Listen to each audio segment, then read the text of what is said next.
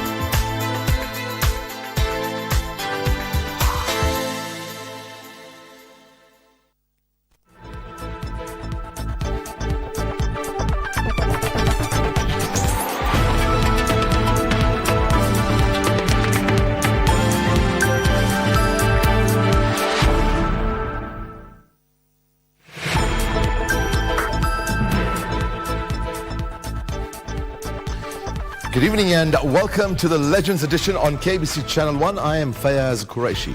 Our sign language interpreter for tonight's edition is Lucy Mwara.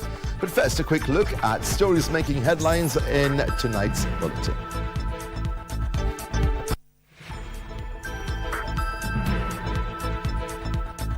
Avoid risking your life by crossing flooded rivers. Caution before danger. Interior CS Kithure Kindiki urges Kenyans to observe El Nino safety precautions as floods-related death toll rises to 142. Tragedy at dawn. Middle-aged woman mauled by hyenas in Juja as residents demand immediate action to end human-wildlife conflict. Win for Kenya's climate action efforts. Kenya inks multi-billion-dollar deal with investors for its climate action ambitious plans.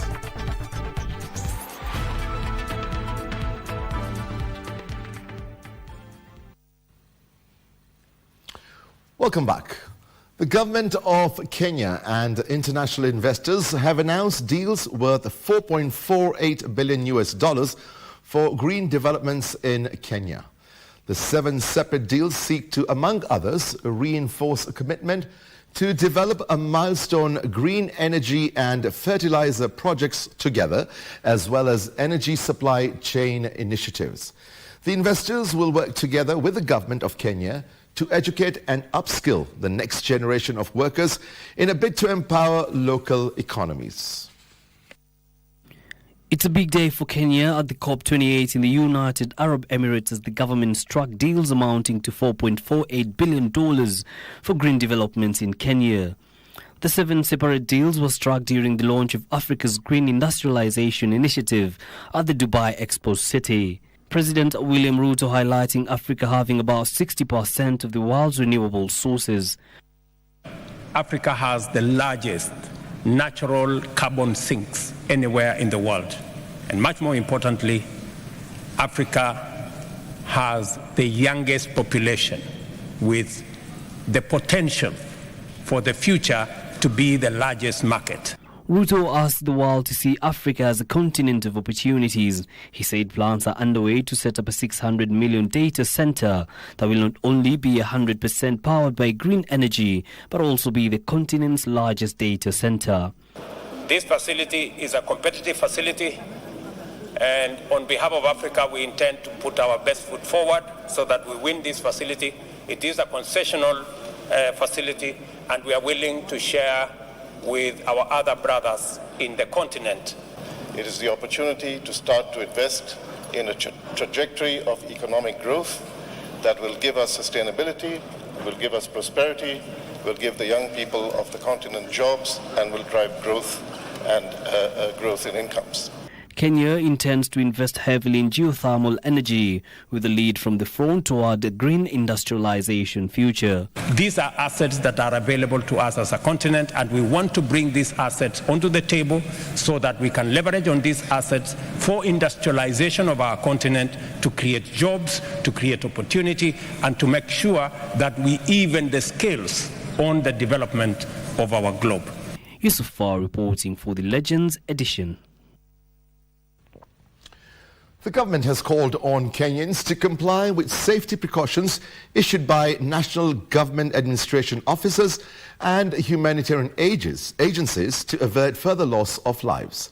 Interior CS Kithure Kindiki says the government is on high alert over a possible overflow in major dams that have recorded high water levels that could cause floods and destruction downstream. Owing to the ongoing rains, Masinga, Kamburu, Kindaruma, Gitaru and Kiambere dams have recorded high water levels, with the government saying it is on high alert just in case there's an overflow that could cause floods downstream. The experts say in another 7 days to 10 days, the rains might come back, even in greater torrents, and therefore we are using this window of a few days that has been given to us by the Meteorological Department to prepare the country, to prepare our people, to make sure that we don't have a loss of life and property. Emergency response measures have been activated to evacuate to safety over 30,000 residents in Embu, Tharaka Nithi, Kitui, Machakos and Garissa counties who are likely to be affected should the water spill over. We are anticipating about 3,000 people may be affected within Embu County. Another perhaps 2,000 people in Tharaka Nithi County, that's the estimate. In Kitui County, we expect approximately 25,000 people to be affected. And in Garissa County, it's likely to be much more than that. Kindiki has called on Kenyans to comply with safety precautions issued by government officials and humanitarian agencies to avert tragedy, with the floods having killed 142 people, according to official government data. Avoid risking your life by crossing flooded rivers. We already have lost quite a number of people, as you're aware, 142.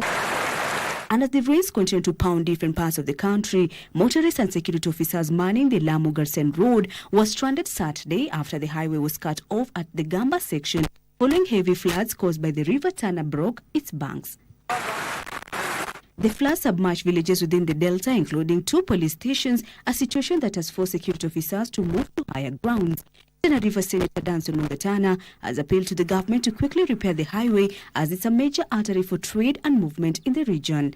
Ni kuomba waziri wa barabara Murkomen awache shughuli zake, aje atembelee hii sehemu, na Kenha wangekuwa wako hapa na mainjinia wao wakifanya monitoring, kwa sababu hii ikikatika utakuwa hatuna sasa namna ya kufika Lamu. Ni sehemu muhimu sana katika hizi kaunti mbili ambazo zinaunganisha, na jambo la kusikitisha ni kwamba hii tatizo halitakuwa hapa kwa siku moja.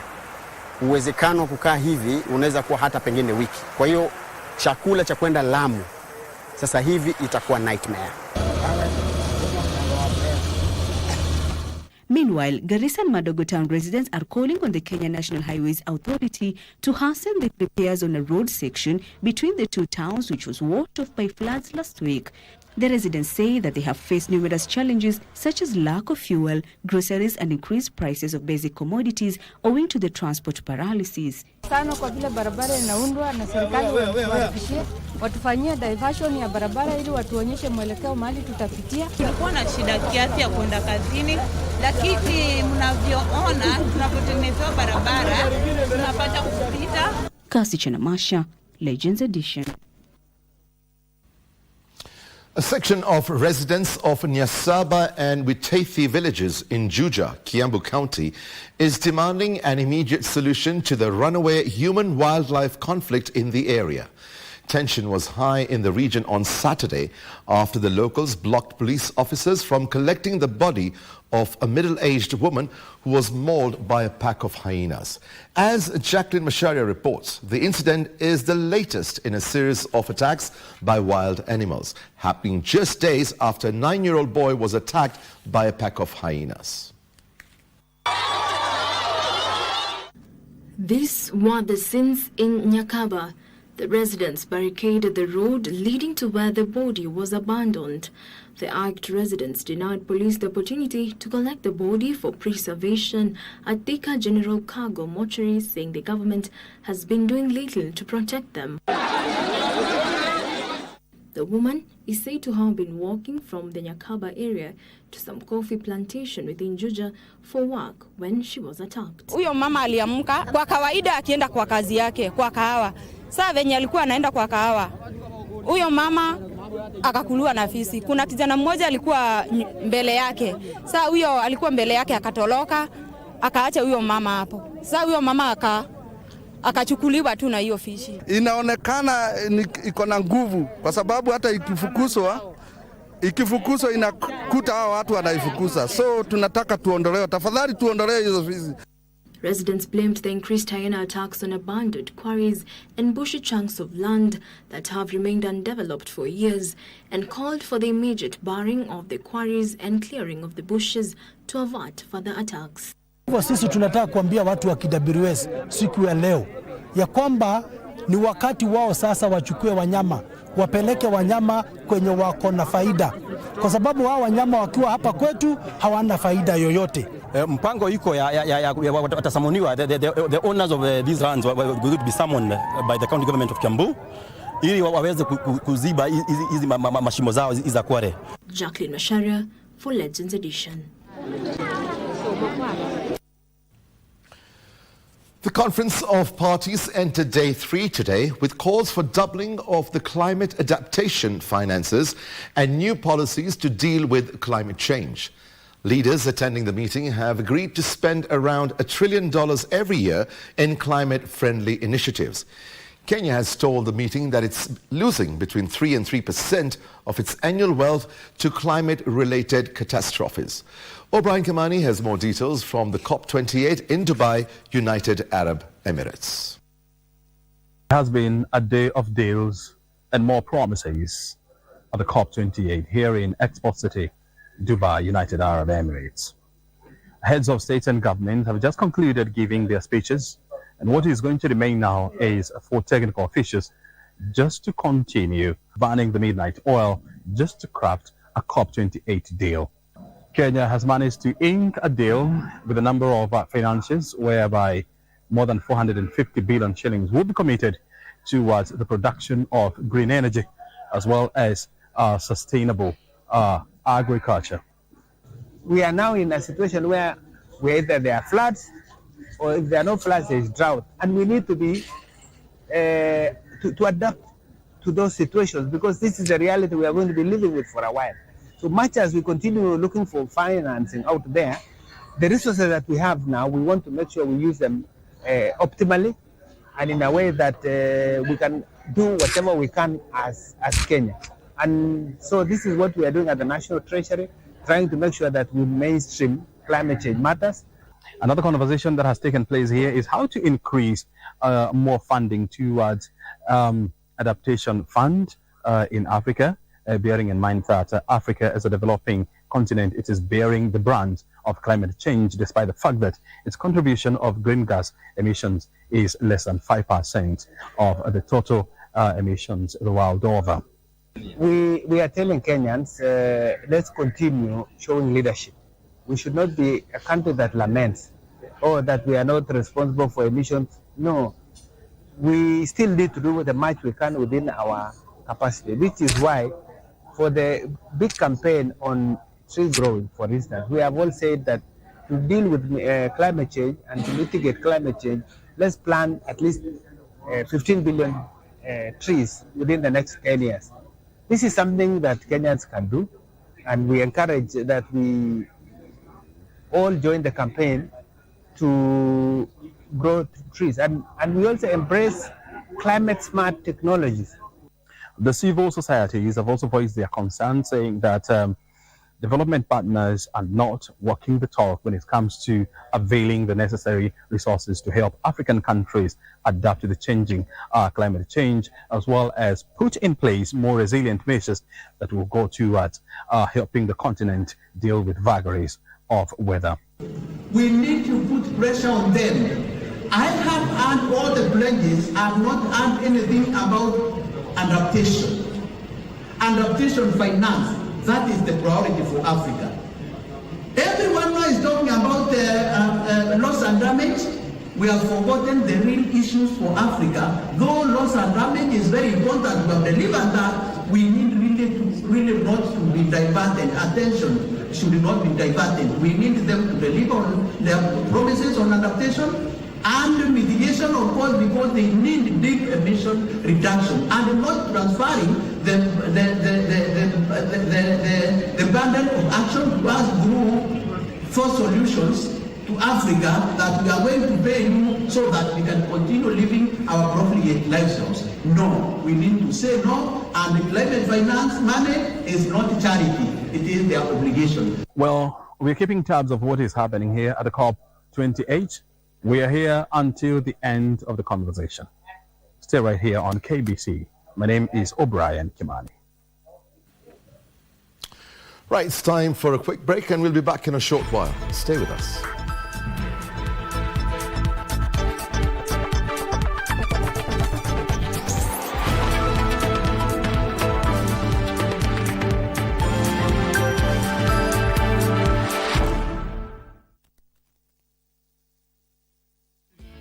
Cheza Loto Moto. School fees ya mtoto imelipwa, lakini bado tunataka kuendelea throughout.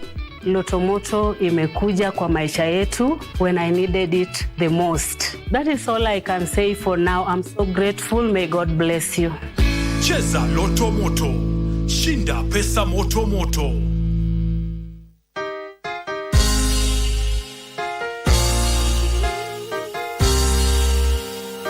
In the name of Jesus Christ, Mungu anatarajia ukanyange hatua mbele.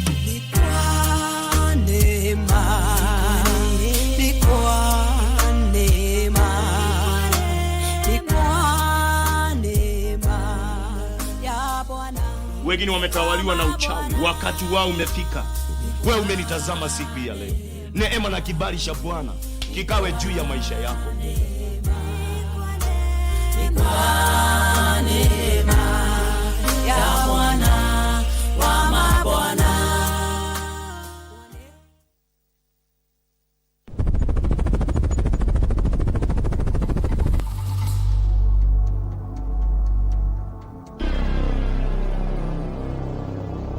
So a state of I'm in panic mode.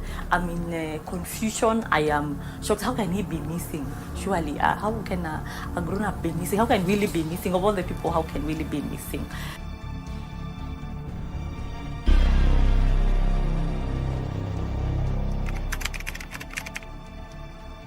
Kuna mwingine atakupigia kuambie hapo hata unaweza kosa hadi mwili yake.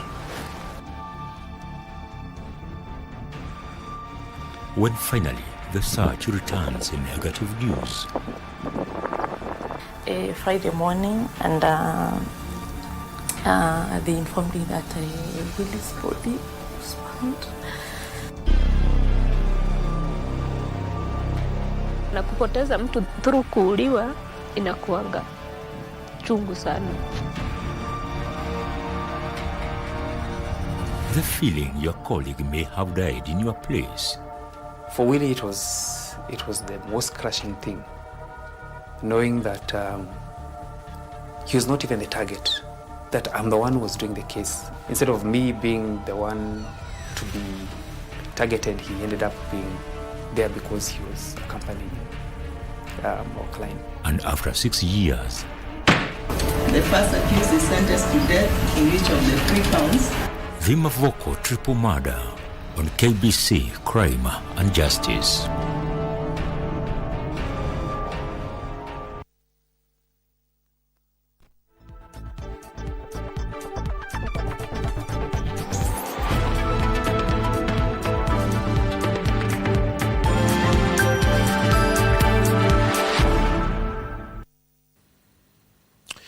Welcome back.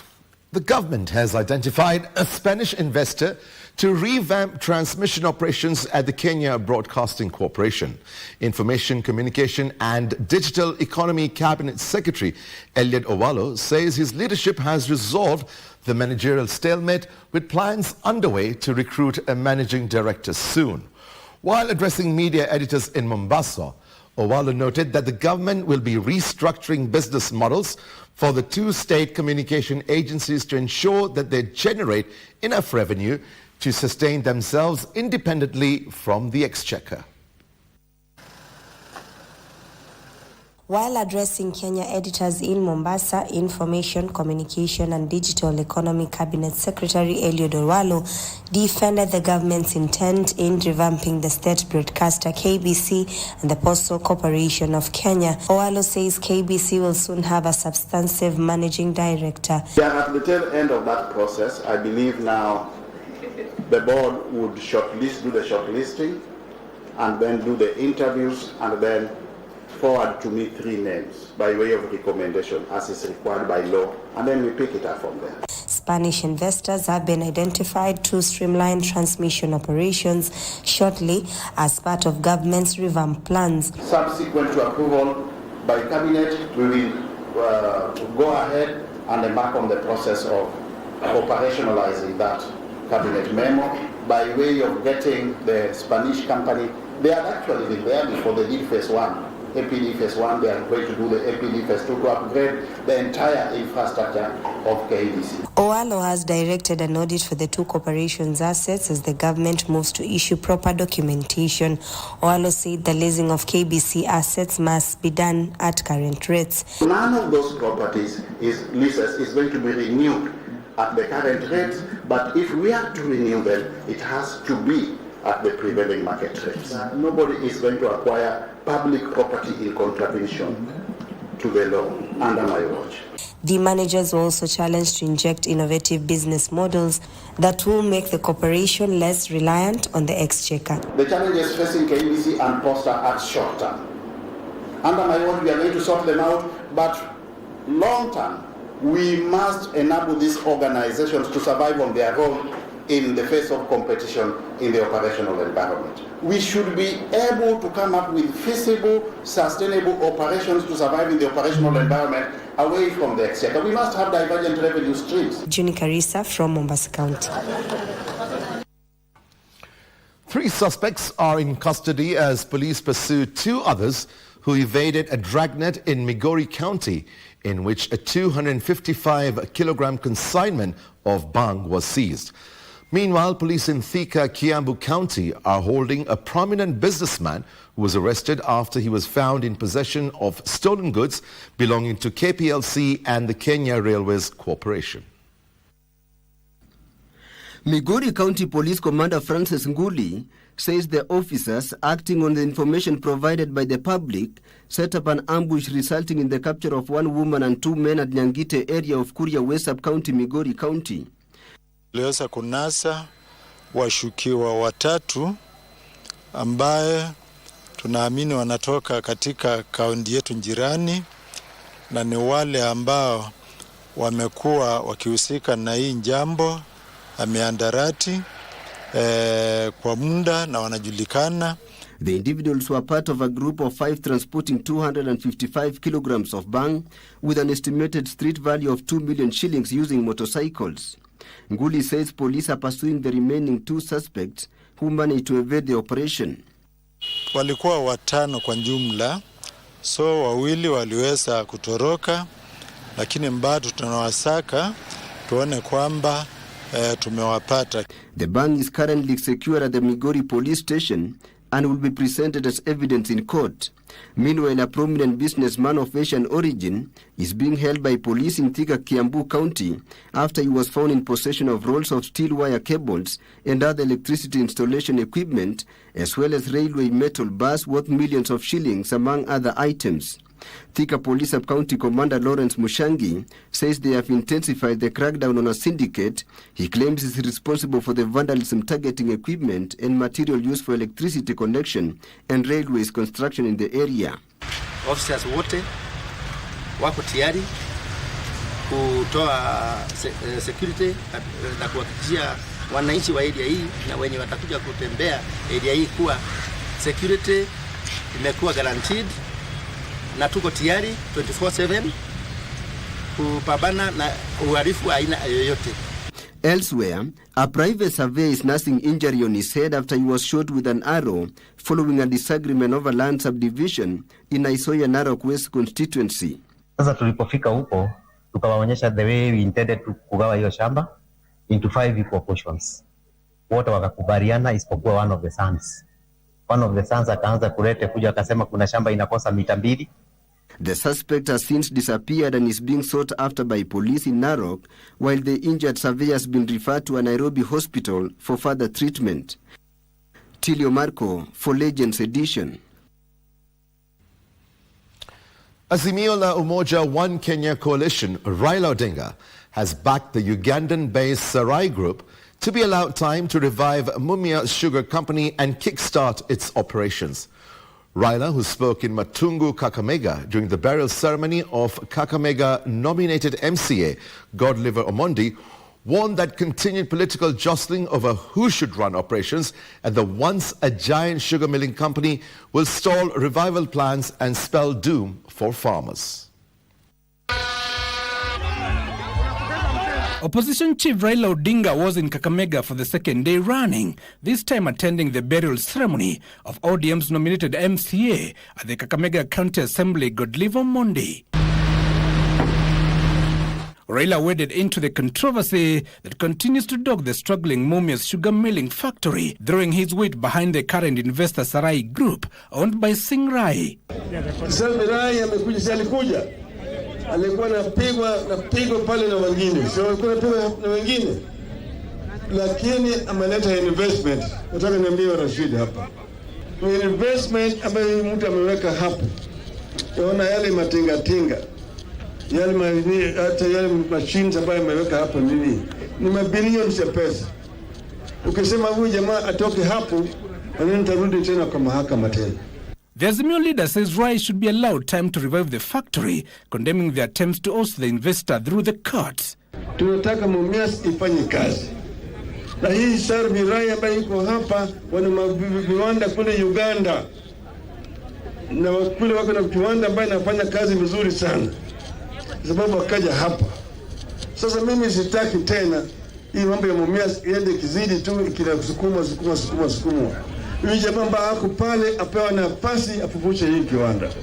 Kenya Kwanza leaders at the meeting, however, scoffed at Raila Odinga's proposal, claiming that Rai lacks the capacity required to sustain the once a giant company. In the Luo Nation, maisha yetu ni sukari. Tuende tutengeneze sheria, tuhakikishe kwamba wale mabwenyenye wenye wanaleta sukari ndio inasababisha sukari yetu kuenda chini, tuwafungie. Huyu muhindi vile umekuwa ukisema, he has no capacity to revive this company here. He doesn't have that capacity. Sarai Group Singh Rai has been in a court battle with his brother Jaswant Rai, a Kenyan billionaire who owns Kabras Sugar Company, for the control of Mumia's sugar factory, but bowed to President William Ruto's push and withdrew the cases that had challenged Sarai Group's lease of Mumia's Sugar Company.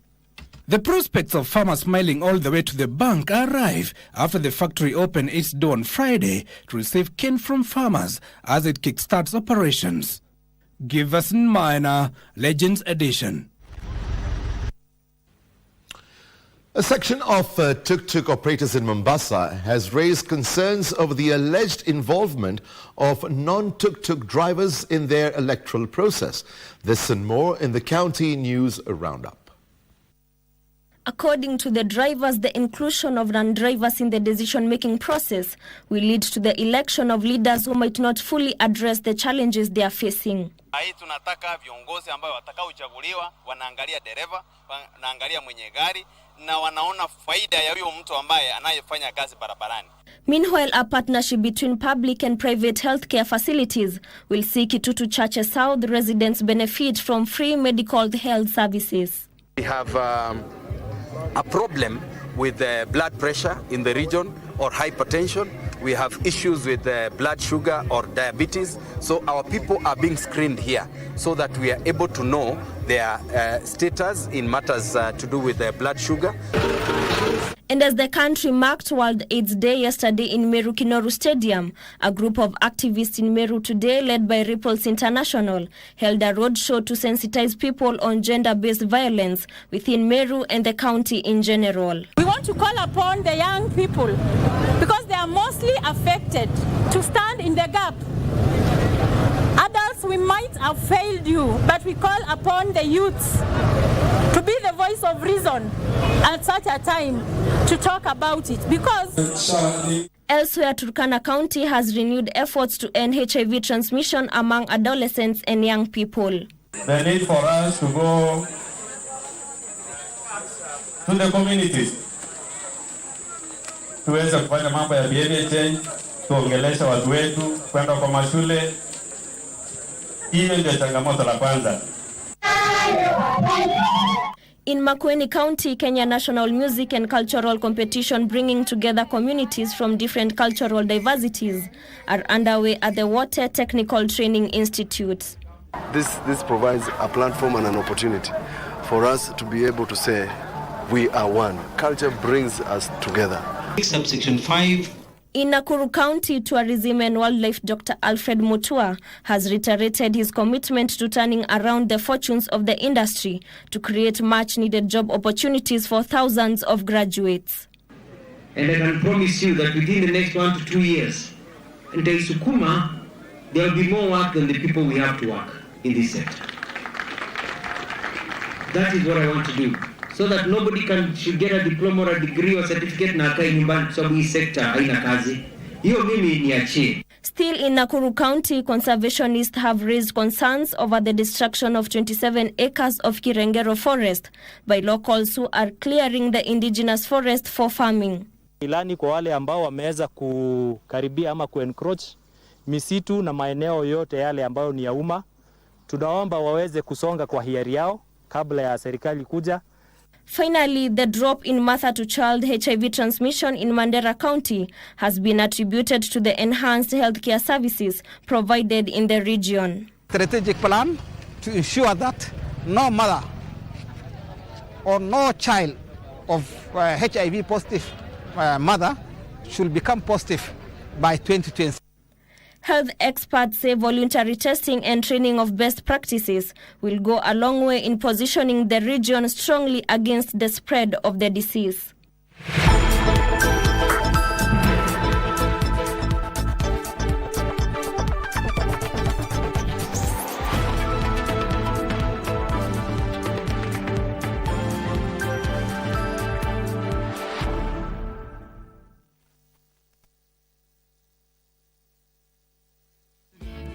Cheza Loto Moto. We've gone ahead tukamaliza pia school fees with your other kid.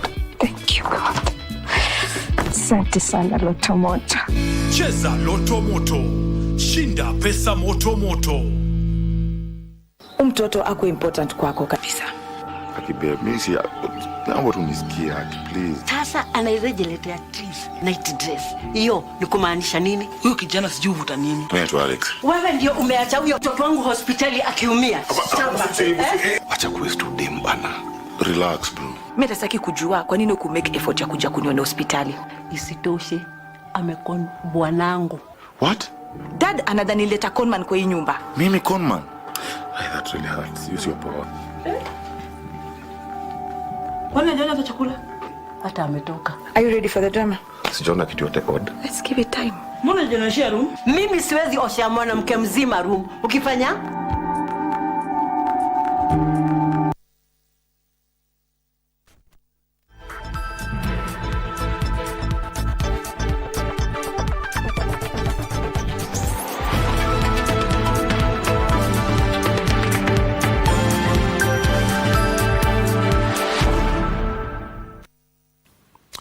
Welcome back. Millet farming is changing the fortunes of farmers in Busia County who are boasting of a bumper harvest owing to a shift to modern farming technologies. The farmers are also testing the waters to reap more by venturing into value addition and commercialization. Our reporter Teresia Mutai examines their changing fortunes that could suffer setbacks in the wake of limited market opportunities for their produce.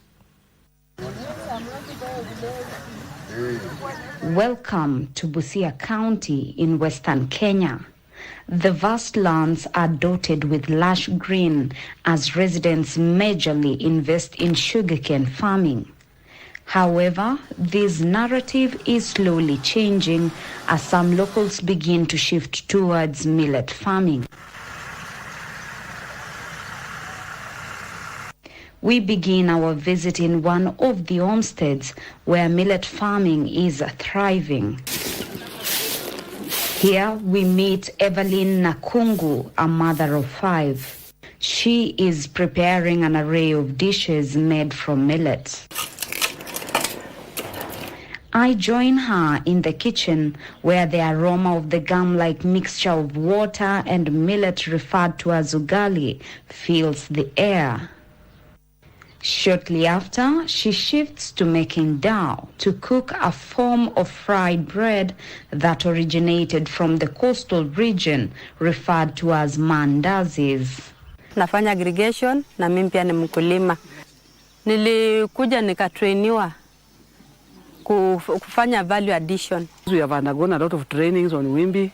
We have done a value addition on Wimbi. We can make crisps, we can make chapati, mandazi, and several other products. With this year marked and celebrated as the International Year of Millet by the United Nations, a campaign meant to increase the awareness of the importance of millet, it explains why Evelyn and other millet farmers have shifted their focus in contributing to the country's food basket. John Ouko, the chairman of Farmer Service Center Teso South, says traditionally they produced millet by planting traditional seed varieties through a planting method known as broadcasting. He says the introduction of modern farming techniques, the advent of improved seed varieties that are resistant to pests and diseases, millet production has increased. The idea of commercialization had not come until now, that there is much demand for the millet. That's why many farmers are coming in and are now doing millet production in large scale. Henry Ojulong, a scientist and plant breeder at ICRISAT, says with increased awareness on the importance of millet and its nutritional values, there has been an increase in demand. Reduction in rainfall in most areas means that most of the areas will not be suitable for growing other high potential cereals. So we all know that we need water to produce food. So the crops ICRISAT works with needs less of this water to produce food. Despite the bumper harvest, the farmers say the main challenge is price stabilization and lack of adequate markets. When it comes to pricing, we are not sure. Apart from the Ministry of Agriculture, who else is going to give us a satisfactory price? So the farmers have kept their Wimbi. We are hoping for a better price in the future. They are calling on the government through the Ministry of Agriculture to implement policies that would encourage millet growing. Such a simple process, and yet within a short time, such a nutritious meal has been prepared. Teresa Mutai reporting for KBC Channel 1 from Busia County. Right after the break, Topi Liambila will join us with the latest in sports. Stay with us.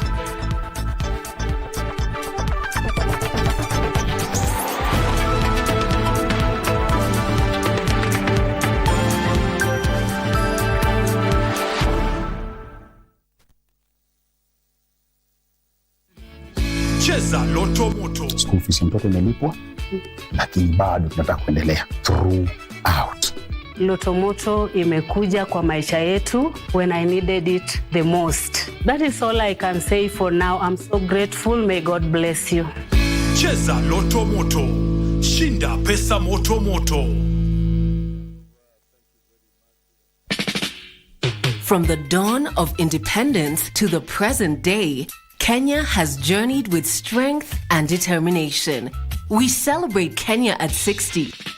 As we mark this incredible milestone, KBC and Jamboree present an unforgettable celebration of culture, music, and awareness.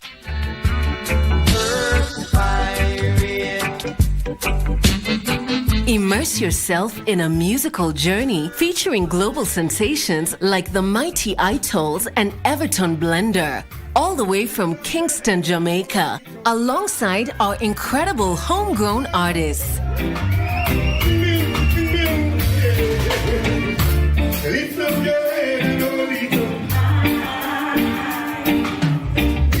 But it's not just about the music. Join us for a day of cancer awareness and a fun-filled family day, including horse riding, bouncing castles for the kids, and a special tree planting exercise. Save the dates as we tour a county near you.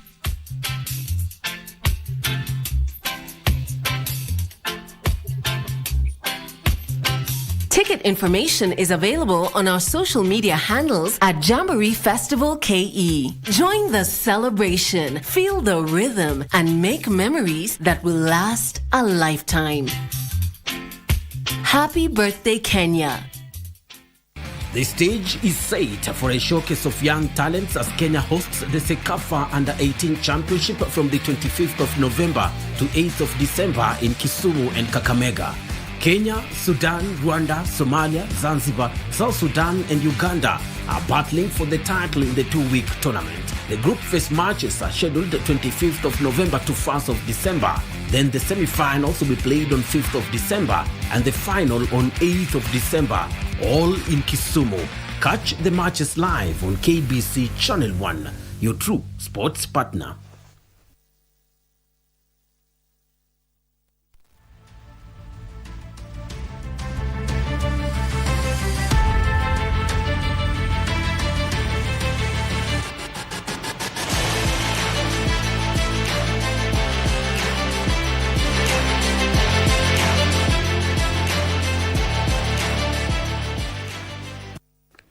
Once again, it's good evening. I'm Topi Liambila, and now with the sports segment where we kick off with the Harambee Starlets. The national women's soccer team, Harambee Starlets, is expected to leave the country tomorrow for Botswana for the second leg of the 2024 Women's Africa Cup of Nations qualifier match. Starlets held their last training today at the Kasarani National Stadium, and our reporter Sela was on hand to give us the following report.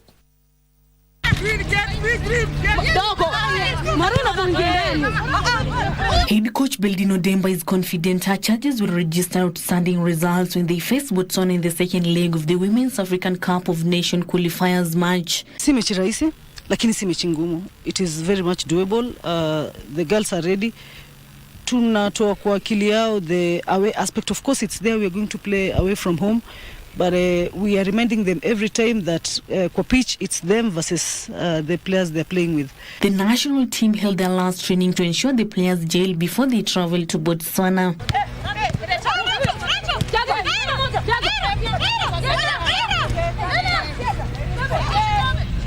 Skipper Dorcas Shikombe is optimistic they will win their second round match despite picking a point in the first leg match. Tunafeel bado tunaweza jukulingana na training tumetrain na naweza sema mistake yenye tulifanya hiyo kidogo tumerekebisha, so tuko ready kupush. It's working from mistakes we made in our previous game in preparation for our return match, and from the look of things we are ready to get good results in Botswana. Kenya were held to a 1-1 draw by Botswana in the first leg match played at Nyayo Stadium early this week after Violet Nanjala missed a stupid time penalty that could have handed Harambee Starlets a crucial victory. It's Nanjala! Nanjala! Anakosa penalty kubwa sana Violet Nanjala! The return leg will be played on Tuesday in Gaborone, Botswana. For Legends Edition, I'm Sela Onyango. From rugby, Kenya national rugby team has lost 78-6 to France in a rugby league test match played at the Jamhuri grounds. The French raced to a 42-0 halftime lead before adding 34 more points in the second half to record the win. Let's some of the action today. The French National Rugby League team proved strong for the Kenyan side as Hanan Nabwan scored a hat-trick of tries that set their side on course for the win. France dominated the game from the first minute with Nabwan touching down in the 4th minute for his first try, which was successfully converted by Fabri Baptiste to lead 6-0. Nabwan added 2 more tries in the 14th and 20th minute respectively, with Ponce Nathan and Colonel Quintin also touching down once each, adding 2 further tries to hand their side a 40-0 lead at the interval. In the second half, Kenya's efforts to come back after the break could not, however, bear much, with James Odhiambo scoring the only try, which was converted by Saidi Abdallah. We need to play the game at twice the speed that we're used to it locally here. That's one evident issue also. We need to play the game a bit faster. So at least that's something we're learning from now. But next game we play, we have to play the game fast. And we have to keep going forward. And that's what the game is all about. On Tuesday, I'd say expect a win from the boys. We are going to polish up on the areas we need to. And we hope to give our countrymen a good game on the return leg. France held on to claim the emphatic victory. Kenya is again set to face France in their second test match on Tuesday. It's been a great journey. Hosting a French national team in Kenya is a very historic event. Many aspects. It's the first time ever that a Kenya national team in sports is playing a French national team, even though it is the French A team, which is like the second tier team. But fantastic for us. Kenya was using the encounter to expose its players to elite competition. We want to make a partnership with Kenya and to help for the development of the game here. It will be, I think it was very important for us to come here. Sports bring people together, you know, it's really binds people, and that's an area where we can create links, bondage between our youth. And we've been working with the Kenyan government. We signed an MOU for developing, you know, small-scale infrastructure, and we are supporting the Kenyan government program in Talanta Hela. Ninasema kwa Team Kenya, Team Bora, pongezi. Kenya warmed up for the fixture by playing 2 matches against South African sides. From the CECAFA Under-18 competition, Kenya will face Tanzania in the semi-finals of the CECAFA Under-18 Boys Championships following the conclusion of the group matches on Saturday. Tanzania drew 1-1 with Zanzibar to finish second in Group B, topped by Uganda, who beat South Sudan 2-0 at the Buhungu Stadium in Kakamega. Akinyi with the report. Anapanda juu vizuri Mudrik Shehe. Tanzania qualified ahead of Zanzibar due to fair role play after the latter accumulated 4 yellow cards compared to Zanzibar's 5. The two teams wounded up the group phase with same number of points after playing to a 1-1 draw in the last Group B match. Tanzania bara anakuja kule.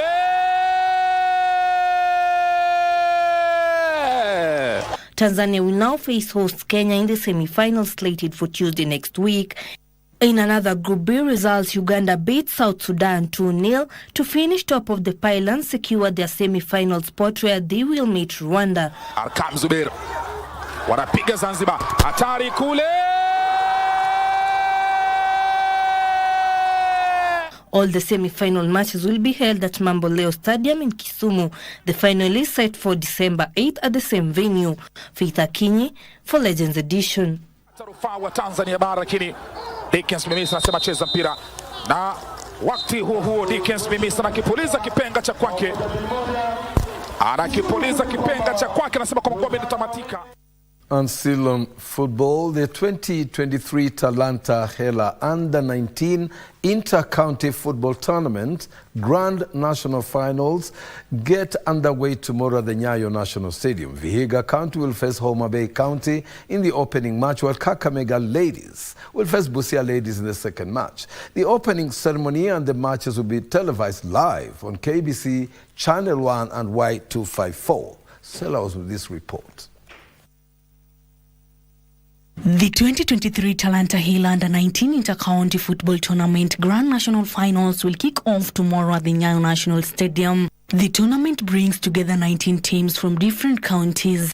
The Vihiga County main football team will face Homa Bay tomorrow in the opening match of the tournament, while Kakamega County Ladies will meet Busia County Ladies team. The games will be played at Nyayo National Stadium, Jamhuri Grounds and Kasarani Annex. The tournament will end on the 12th of this month during the Jamhuri Day celebration, with the winners walking away with 5 million shillings. Don't miss the action live on KBC Channel 1 and Y254. Sila Unyango for Legends Edition. And the national women's basketball team enhanced their chances of qualifying for the quarterfinals of the 3x3 Africa Cup basketball tournament after thrashing Morocco 13-8 in their third match of the tournament in Cairo, Egypt. The team opened their campaign with a 21-14 win over Benin yesterday. The Kenyan Queens are now top Group B with 34 points after winning all the 3 matches they have played so far. In the men's competition, Kenya defeated Morocco 15-14 in their last Group B match. The team has now played 5 matches, winning 3 against Mali, Madagascar and Morocco. Joy B, the details.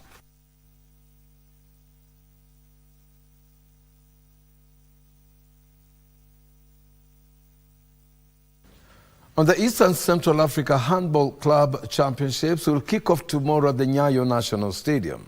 A total of 10 clubs from 5 countries have confirmed their participation in the men's competition, while 6 have enlisted in the ladies category. Kenya will field 5 clubs in the men's category, including NCPB, Black Mamba, GSU, Equity Bank and KDF. The men's competition will also attract Police Gishumbi and APR from Rwanda, UPDF from Uganda and Juba City from South Sudan. Defending champions Nairobi Water will lead Kenya's charge in the women's competition, which also has Nkacha from Uganda, NCPB and KDF from Kenya, JKT from Tanzania and Juba City from South Sudan. The tournament is set to kick off tomorrow and end on the 9th of December this year. That's next weekend. So, and we are ready to participate from tomorrow maybe. So, we have to do hard work for this tournament. For good wishes, we will win. Yes. We are here to play as we are the champions in Rwanda. You have a 5 trophy there, so in that way, the championship here are invited us. Though we reached here to yesterday, and with a good hospitality, no problem we have. I tell my players, do everything do your best, do everything to win this champions again. Now, First Touch Junior Soccer team is expected to leave the country on the 13th of this month for Tanzania to take part in the Chipukizi Cup tournament. The team conducted its last training today ahead of the tournament, set to be held between the 14th and the 17th of this month in Arusha, Tanzania. Let's take a listen. The team, under the tutelage of different age group coaches, has played several friendly matches in preparation for the Chipukizi Cup tournament set to be held in Arusha, Tanzania.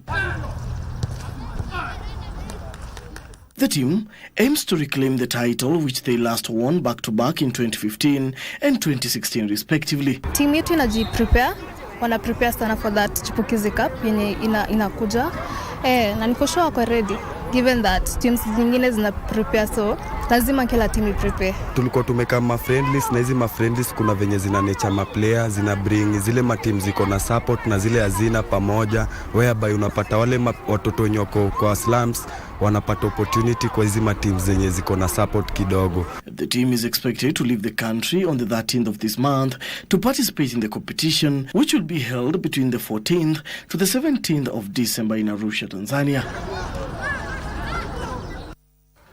Now from the KPF results, the City Stars dented Posta Rangers title hopes after defeating the league leaders 1-0 in a Football Kenya Federation Premier League match played on Saturday at the Kenyatta Stadium in Machakos. Samuel Kapen scored a solitary goal in the 17th minute to hand City Stars their second successive win in the league, while Rangers suffered only their second loss this season, but remain on top of the 25 points, one ahead of second place Gor Mahia, who play Kariobangi Sharks tomorrow. City Stars are now ranked 8th on the standings with 18 points. In other results, KCB held Shabana to a 1-1 draw, while Ulinzi Stars drubbed Talanta FC 3-0.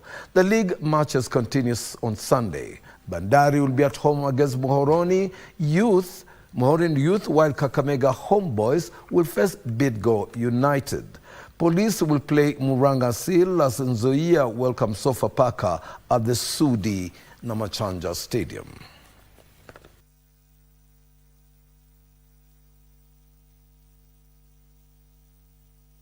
In karate, Tony Mbithi, Blessing Atieno, Januaris Wambua and Flavian Kemunto emerged victorious at the Karate Open Junior Tournament held today at the Nyayo National Stadium Gymnasium. The tournament, which was the final karate event of the year, was used to select players who will represent Kenya at the Funakoshi Gishin Cup on the 16th Karate World Championship Tournament, set to be held in Japan next year.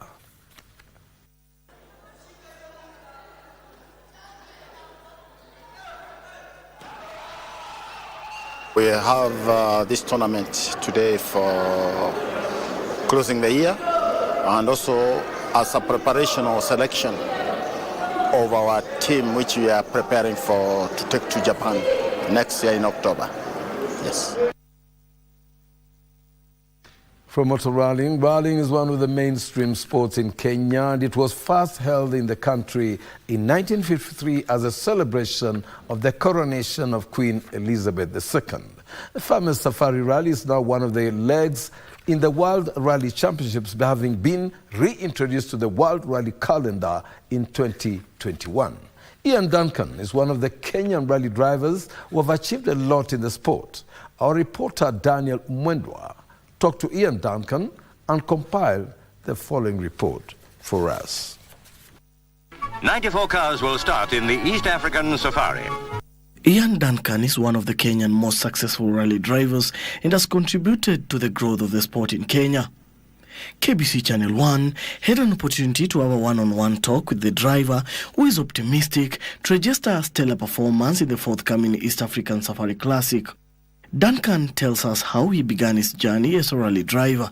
He was the Kenyan rally champion 6 times, having emerged victorious in 1987, 1988, 1989, 1991, 2000 and 2011, and achieved outright victory in a World Rally Championship round when he won the 42nd Trust Band Safari Rally in 1994.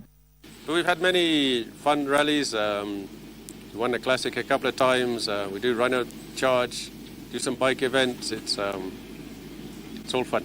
This was one of the 7 consecutive top 10 finishes in the event from 1990 to 1996, despite its notorious attrition rate. If you at least have a garage and you know mechanics, it can help a lot. Then you need a few sponsors. So it's at least Classic, you can come with something that's pretty cheap and affordable. But the local rallies, they've kind of stopped that recently, but they're trying to revive it again. You know, you can turn up with something, you know, just fun and not too expensive. When we started rallying, our first rally was with a Datsun Debbie, but the next day we went to work with it. So it's So we need to try and encourage that spirit a little bit back again. Duncan also stated some of the challenges he has faced as a driver. Every country, every sport needs a next generation. Unfortunately, with KMSF, the rally thing, they didn't really push them or encourage them a lot. They got really focused on WRC, which was really good for their country, but they also they need to encourage the youngsters, the up-and-coming, your national rallies. There needs to be something affordable so that people can start. The East African Safari Classic is set to be held from the 9th to 19th December and will cover a distance of 5,000 kilometers. Hopefully experience will help. I think the weather is going to be critical. I think it's going to be very hard, tricky. Let's see. It's a rally. Anything can happen. Daniel Mwendwa, Legends Edition. And with that story from Mwenda with Ian Duncan, one of the most celebrated safari rally drivers in this country, we bring a wrap on the sports segment this Saturday evening, and I'll hand you over to Fayyaz, Qureshi, my colleague, to wrap up the news show this evening. But just before that, I'd like to remind you that across the studios, I can see Mfumo, Winnie Marie Jose, and DJ Salim setting the stage for another classic rumba this Saturday. So guys, get set. I'm Topi Gambila.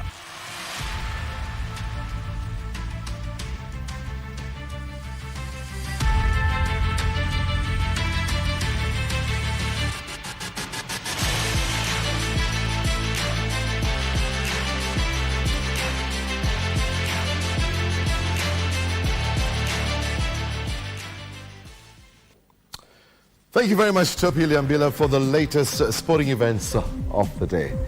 And that's all from our newsroom. Our sign language interpreter for tonight's edition was Lucy Wara. I am Fayyaz Qureshi. Have a good night.